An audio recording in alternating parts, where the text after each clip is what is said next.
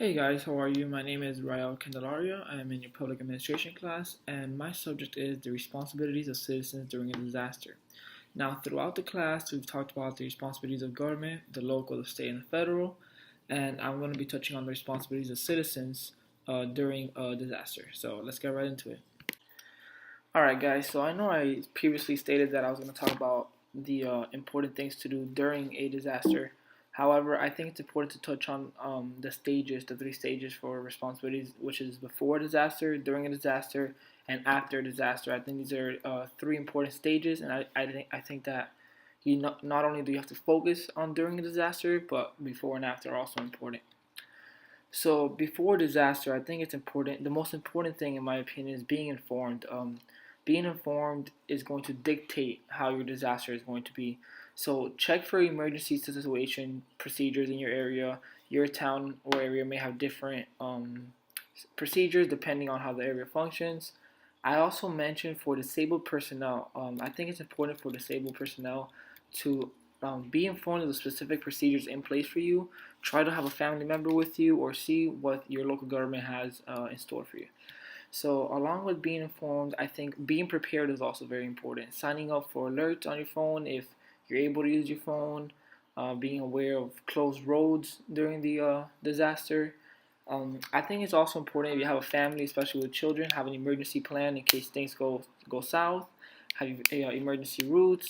Check your evacuation routes in case that you have to evacuate your home. I also mentioned gathering the resources necessary. I think planning ahead of time, seeing what resources are needed, is important for your disaster. Putting yourself in a position that you are not fully dependent on the government. I think this, if you're able to do this, is important. Not everybody's capable of doing this, but I think it's important to put yourself in a position where you can handle a disaster. During a disaster, using your resources accordingly is important. You don't want to use them all up in the first day, spread them out.